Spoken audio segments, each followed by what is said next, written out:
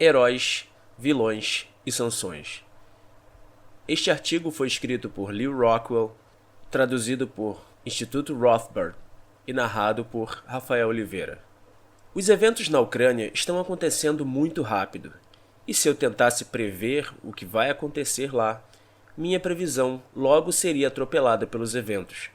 Mas uma coisa é certa: precisamos entender o pano de fundo da crise e também precisamos lembrar os princípios básicos que devem orientar a política internacional. Para entender o pano de fundo, o melhor guia é Stephen Cohen, uma autoridade de renome mundial sobre os bolcheviques e a Rússia contemporânea.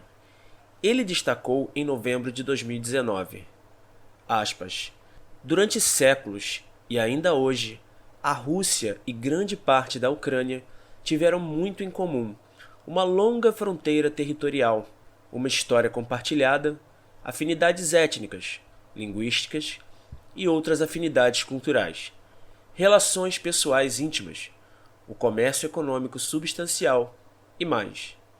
Mesmo após os anos de crescente conflito entre Kiev e Moscou, desde 2014, muitos russos e ucranianos ainda se consideram uma unidade familiar.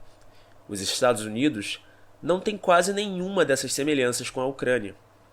Isso também quer dizer que a Ucrânia não é um interesse nacional vital dos Estados Unidos, como a maioria dos líderes de ambos os partidos, republicanos e democratas, e grande parte da mídia americana agora declaram. Por outro lado, a Ucrânia é um interesse vital da Rússia por qualquer cálculo geopolítico ou simplesmente humano. Por que então Washington está tão profundamente envolvido na Ucrânia? A proposta de quase 400 milhões em ajuda militar dos Estados Unidos a Kiev significaria, é claro, um envolvimento ainda mais intrusivo. E por que a Ucrânia está tão profundamente envolvida em Washington, de uma maneira diferente, que se tornou um pretexto para as tentativas de impeachment de Donald Trump? A resposta curta, mas essencial, é a decisão de Washington tomada pelo presidente Bill Clinton na década de 1990, de expandir a OTAN para o leste da Alemanha e, eventualmente, para a Ucrânia. Desde então, democratas e republicanos insistem que a Ucrânia é um interesse vital dos Estados Unidos. Aqueles de nós que se opuseram a essa loucura advertiram que isso levaria a conflitos perigosos com Moscou, até mesmo guerra. Imagine a reação de Washington, apontamos, se bases militares russas começassem a aparecer nas fronteiras do Canadá ou do México com os Estados Unidos. Não estávamos errados. Cerca de 13 mil almas já morreram na guerra ucrano-russa, no Donbass, e cerca de 2 milhões de pessoas foram deslocadas. Fecha aspas. Os propagandistas de Biden, com retardo mental, gostam de dizer que Putin cercou a Ucrânia, mas, na verdade, os Estados Unidos e seus satélites da OTAN cercaram a Rússia. Nos anos anteriores à crise atual, tivemos amplas oportunidades para chegar a um acordo de meio termo.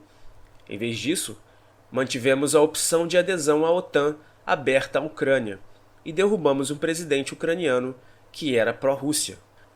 No Kremlin, na semana passada, referente a novembro de 2021, Putin especificou seu limite. Abre aspas. A ameaça em nossas fronteiras ocidentais está aumentando, como já dissemos várias vezes. Em nosso diálogo com os Estados Unidos e seus aliados, insistimos em devolver acordos concretos que proíbam qualquer expansão da OTAN para o leste e a colocação de sistemas de armas nas imediações do território russo. Fecha aspas. Isso é praticamente um ultimato, e o secretário-geral da OTAN, Jens Stoltenberg, repreendeu o presidente da Rússia por emiti-lo. Abre aspas. É apenas a Ucrânia e 30 aliados da OTAN que decidem quando a Ucrânia está pronta para se juntar à OTAN. A Rússia não tem poder de veto. A Rússia não tem voz. E a Rússia não tem direito de estabelecer uma esfera de influência tentando controlar seus vizinhos. Fecha aspas. Putin não é tolo e decidiu agir decisivamente para liberar a Rússia do cerco. Invasões matam pessoas, e isso é triste. Mas é assim que a política de poder europeia funciona. e tem funcionado por centenas de anos. Foi por isso que George Washington, em seu discurso de despedida, nos alertou para ficar fora dela. Abre aspas, a Europa tem um conjunto de interesses primários, que para nós não tem relação, ou uma relação muito remota. Portanto, ela deve estar envolvida em frequentes controvérsias, cujas causas são essencialmente estranhas às nossas preocupações.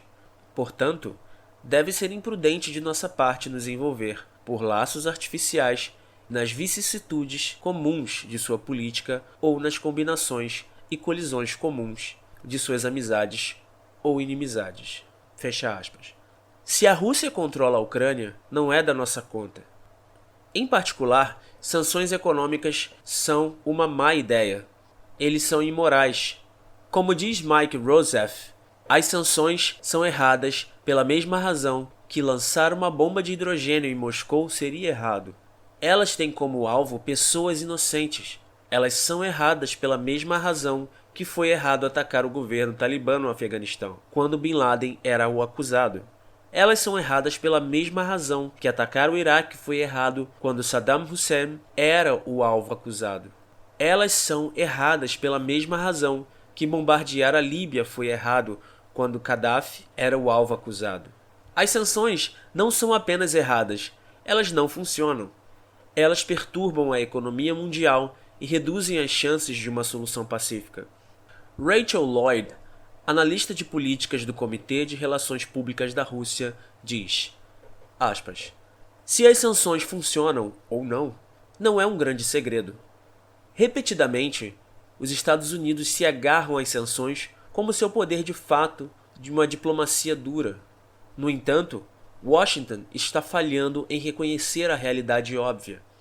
Elas simplesmente não funcionam, a não ser talvez como uma ferramenta para intimidar ou jogar para as multidões.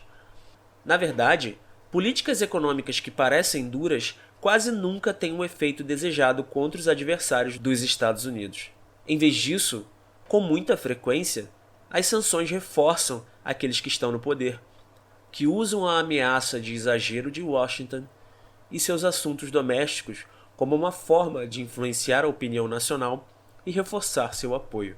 O esforço dos Estados Unidos para estrangular a economia de qualquer país ou governo que se oponha à visão do Congresso de como o mundo deveria funcionar o colocou em conflito com várias nações. Isso foi visto no Irã, onde as sanções postas em prática após a Revolução de 1979 alimentaram as políticas agressivas no país de maioria xiita no Oriente Médio. Da mesma forma, em Cuba, onde as sanções existem há mais de 60 anos, e ainda assim a nação é dominada por um regime autoritário. Os empresários apontarão para o fato de que os efeitos das sanções podem ir além do setor visado e do indivíduo, prejudicando os americanos bem fora da esfera original sancionada. Embora os Estados Unidos possam ter como objetivo restringir negócios e comércio com uma determinada empresa ou indivíduo, com muita frequência os efeitos da sanção se infiltram em outras facetas da economia e da diplomacia, à medida que o país-alvo modifica suas políticas e abordagens para se manter à tona. Para os americanos, isso significa receitas reduzidas para empresas americanas e aqueles que trabalham para elas, bem como oportunidades perdidas e as estatísticas por si só não podem medir. Também coloca uma pressão desnecessária sobre os americanos que moram no exterior, bem como turistas e estudantes de intercâmbio, que precisam passar por obstáculos para concluir até as tarefas mais básicas relacionadas a bancos, finanças e vistos. E para os americanos que esperam seguir o sonho americano, iniciando ou expandindo negócios ou trabalhando no exterior, as sanções se tornam uma barreira para esse sonho. No momento em que uma conta comercial tem uma conexão com a Rússia ou outro país sancionado, os bancos param de querer ter qualquer coisa a ver com isso. Quando este pináculo do empreendedorismo americano é colocado sob pressão devido a políticas comprovadamente ineficazes, há um problema gigante. A história de fracasso, juntamente com o dano factual e potencial das sanções aos cidadãos americanos, deixa uma coisa clara. É falso dizer que as sanções são feitas no melhor interesse da segurança nacional dos Estados Unidos e da comunidade internacional. Na verdade, tudo o que fazem é criar mais barreiras à democracia e à prosperidade econômica, até para os americanos. Fecha aspas. Algumas pessoas, incluindo muitos chamados libertários, rejeitam essa mensagem. Não temos o dever, dizem eles, de proteger a democracia e resistir à agressão? Murray Rothbard teve a melhor resposta para isso, e devemos prestar atenção à sua sabedoria hoje. Nós precisamos disto. Abre aspas.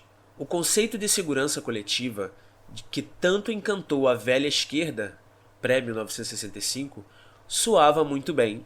Cada Estado-nação era visto como se fosse um indivíduo, de modo que, quando um Estado agredia o outro, tornava-se dever dos governos do mundo intervir e punir o agressor.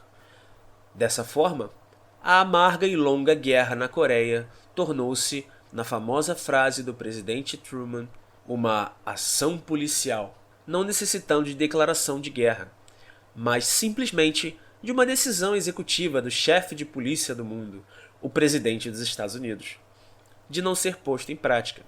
Todas as outras nações cumpridoras da lei e órgãos de opinião responsáveis deveriam participar.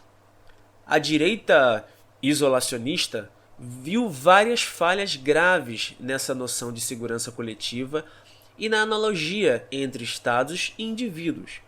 Uma, é claro, é que não há governo mundial ou polícia mundial. Existem governos nacionais e polícia. Cada estado tem sua própria máquina de fazer guerra, muitas das quais são bastante impressionantes. Quando gangues de estados entram em conflito, elas inexoravelmente o ampliam.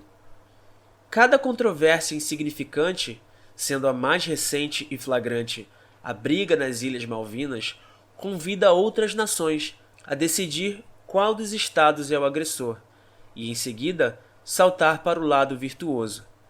Cada disputa local, portanto, ameaça se transformar em uma conflagração global, uma vez que, de acordo com os entusiastas da segurança coletiva, os Estados Unidos aparentemente foram divinamente designados para ser o chefe da polícia mundial.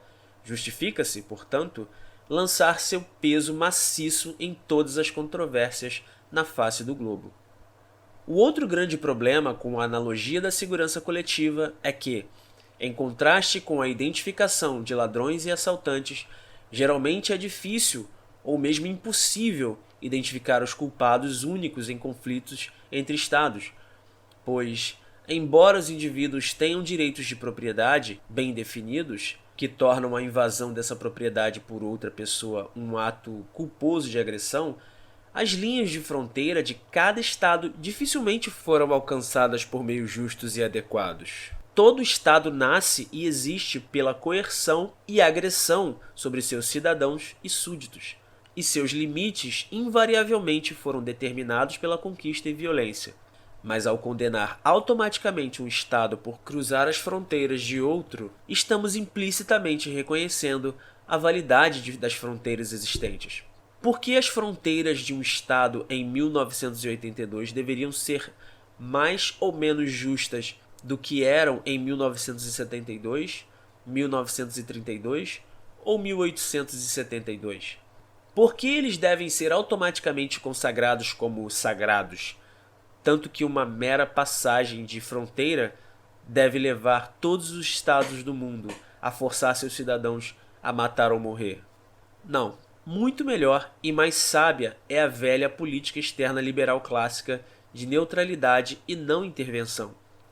Uma política externa apresentada com grande eloquência por Richard Cobden, John Bright, a escola de Manchester e outros pequenos ingleses do século XIX, pelos liberais clássicos anti-imperialistas da virada do século XX na Grã-Bretanha e nos Estados Unidos, e pela velha direita das décadas de 1930 e 1950. A neutralidade limita os conflitos em vez de intensificá-los. Os estados neutros não podem aumentar seu poder por meio da guerra e do militarismo, ou assassinar e saquear cidadãos de outros estados. O texto deste artigo está disponível no site rothbardbrasil.com, link na descrição.